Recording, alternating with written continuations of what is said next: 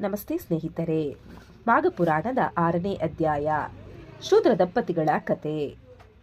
ಕೈಲಾಸದಲ್ಲಿ ಶಿವಪಾರ್ವತಿಯರು ವಿರಾಜಮಾನರಾಗಿದ್ದರು.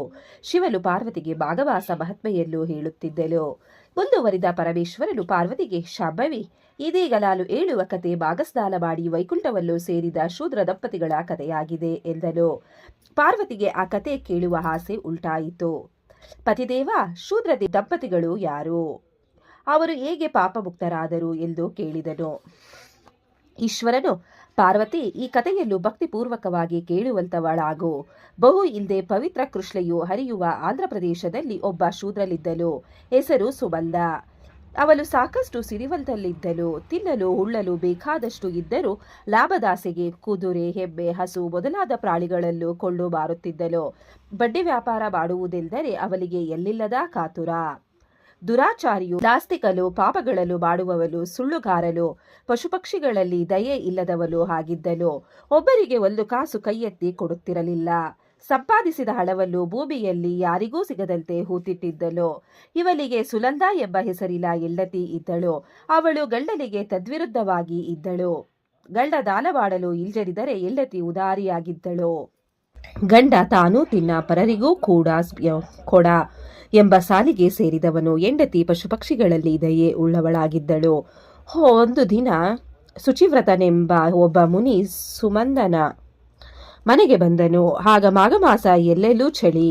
ಮುನಿ ರಾತ್ರಿ ಬಂದುದರಿಂದ ಅವನಿಗೆ ಚಳಿ ತಡೆದುಕೊಳ್ಳಲಾಗಲಿಲ್ಲ. ಎಲ್ಲಿಯಾದರೂ ಆಶ್ರಯ ಸಿಕ್ಕಿತೆ ಎಂದು ಪರಿತಪಿಸುತ್ತಿದ್ದನು. ಕಡೆಗೆ ಸುಮಂದನಿಂದ ಬಾರಿ ಮನೆಗೆ ಬಂದು ಅವನ ಹೆಂಡತಿಯಾದ ಸುನಂದೆಯನ್ನು, ಅಮ್ಮ, ಚಳಿಯಲ್ಲಿ ನಡುಗುತ್ತಿದ್ದೇನೆ. ಇಂದು ರಾತ್ರಿ ನಿಮ್ಮ ಮನೆಯಲ್ಲಿ ತಂಗಿರಲು ಅವಕಾಶ ಮಾಡಿಕೊಡಿ. ನಾಳೆ ಬೆಳಿಗ್ಗೆಯಾಗುತ್ತಿದ್ದಂತೆ ಹೋಗಿಬಿಡುತ್ತೇನೆ ಎಂದು ಕೇಳಿಕೊಂಡನು. ಸುನಂದೆಗೆ ಅವನಲ್ಲಿ ಕನಿಕರ ಮೂಡಿತು. ಗಂಡ ಮನೆಯಲ್ಲಿರಲಿಲ್ಲ. ಆಗಬಹುದು ಎಂದು ಹೇಳಿ ದನಗಳ ಕೊಟ್ಟಿಗೆಯಲ್ಲಿ ಒಂದಿಷ್ಟು ಜಾಗವನ್ನು ಬೇಗನೆ ಶುಚಿಗೊಳಿಸಿ ಅಲ್ಲಿಯೇ ಒಂದು ಚಾಪೆ ಹಾಸಿ ಬ್ರಾಹ್ಮಣನಿಗೆ ಅಲ್ಲಿ ಇದ್ದು ವಿಶ್ರಮಿಸಿಕೊಳ್ಳಲು ಸೂಚಿಸಿದಳು. ಚಳಿ ತಡೆದುಕೊಳ್ಳಲೆಂದು ಹೊದಿಗೆಯನ್ನು ಕೊಟ್ಟಳು. ಮೈ ಬೆಚ್ಚಗೆ ಮಾಡಿಕೊಳ್ಳಲೆಂದು ಬೆಂಕಿ ಕಾಯಿಸಿಕೊಟ್ಟಳಲ್ಲದೆ ಕುಡಿಯಲು ಬಿಸಿ ಹಾಲು ಕೊಟ್ಟಳು. ಶುಚಿವ್ರತನಿಗೆ ನೆಮ್ಮದಿಯಾಯಿತು. ಹಾಲು ಕುಡಿದು ತುಸು ಹೊತ್ತು ಬೆಂಕಿ ಕಾಯಿಸಿಕೊಂಡ ನಂತರ ಅಲ್ಲಿಯೇ ಮಲಗಿದ್ದನು. ಸುಮಂದ ಯಾವುದೋ ಬಡ್ಡಿ ಹೊಸೂಲಿಗಾಗಿ ಪರವೂರಿಗೆ ಹೋಗಿದ್ದನು. ಇದರಿಂದಾಗಿ ಸುನಂದೆಗೆ ವೇದಗಳನ್ನು ತಿಳಿದವನಾದ ಬ್ರಾಹ್ಮಣನ ಸೇವೆ ಮಾಡಲು ಅವಕಾಶವಾಗಿ ಸಂತೋಷವಾಯಿತು. ಶುಚಿವ್ರತ ರಾತ್ರಿ ನಿದ್ದೆ ಮಾಡಿ ಬೆಳಗ್ಗೆ ಹೊತ್ತಿಗೆ ಮೊದಲೇ ಎದ್ದು ಶ್ರೀ ಹರಿಯ ಕುರಿತು ಜಪ ಮಾಡತೊಡಗಿದನು. ಬಳಿಕ ಒಂದೆರಡು ಕೀರ್ತನೆಗಳನ್ನು ಹಾಡಿದನು. ಆ ಕೀರ್ತನೆಗಳು ಹಾಡಿದ ರೀತಿ ಸುಶ್ರಾವ್ಯವಾಗಿದ್ದವು. ಹಾಡುಗಳನ್ನು ಕೇಳಿ ಸುನಂದೆಗೆ ಎಚ್ಚರವಾಯಿತು. ಆಕೆ ಬ್ರಾಹ್ಮಣನಲ್ಲಿರುವಲ್ಲಿಗೆ ಬಂದು, ಮಾನ್ಯರೇ, ತಾವು ಇಲ್ಲಿಗೆ ಬಂದು ಸ್ಥಳವನ್ನು ಪವಿತ್ರಗೊಳಿಸಿದಿರಿ. ತಾವು ಯಾರು? ಎಲ್ಲಿಂದ ಬರುತ್ತಿರುವಿರಿ? ಇನ್ನು ಮುಂದಿನ ಪ್ರಯಾಣ ಎಲ್ಲಿಗೆ ಎಂದೆಲ್ಲ ಕೇಳಿದಳು. ಬ್ರಾಹ್ಮಣನು ಅದಕ್ಕೆ ಉತ್ತರಿಸುತ್ತಾ, ನಾನು ತೀರ್ಥಕ್ಷೇತ್ರಗಳನ್ನು ನೋಡುವ ಉದ್ದೇಶದಿಂದ ಯಾತ್ರೆ ಹೊರಟಿದ್ದೇನೆ. ಇದು ಮಾಘಮಾಸವಾದುದರಿಂದ ಪವಿತ್ರ ತೀರ್ಥಸ್ನಾನ ಮಾಡುವುದು ನನ್ನ ಇನ್ನೊಂದು ಉದ್ದೇಶ. ಮಾಘಸ್ನಾನ ಮಾಡುವುದರಿಂದ ಸಕಲ ಪಾಪಗಳು ದೂರವಾಗಿ ಪುಣ್ಯ ಸಂಪಾದನೆಯಾಗುವುದು ಎಂದು ಹೇಳಿದನು. ಸುನಂದೆಗೆ ಇದಾವುದೂ ತಿಳಿದಿರಲಿಲ್ಲ.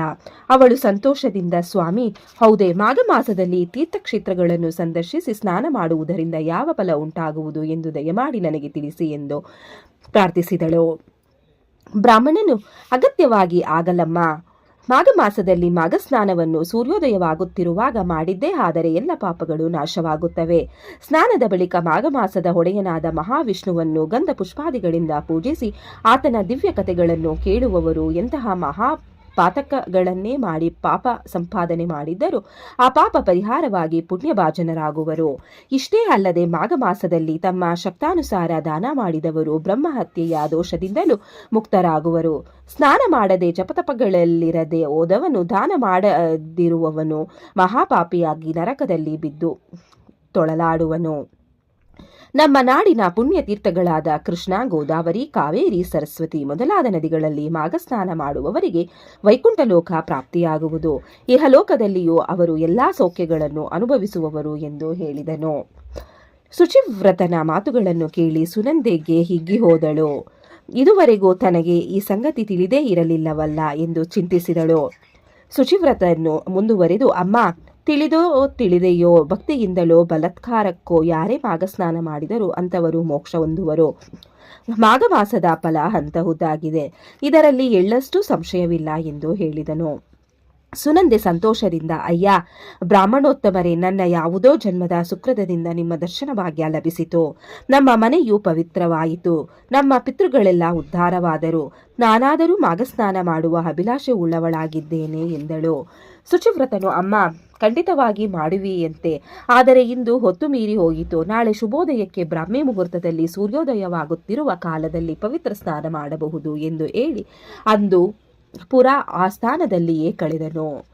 ಮರುದಿನ ಸೂರ್ಯೋದಯ ಕಾಲದಲ್ಲಿ ಸುಮಂದನ ಹೆಂಡತಿ ಸುನಂದ ಬ್ರಾಹ್ಮಣನು ಸ್ನಾನ ಮಾಡಲು ಹೊರಡುತ್ತಿದ್ದಂತೆ ತಾನು ಅವನನ್ನು ಹಿಂಬಾಲಿಸಿದಳು.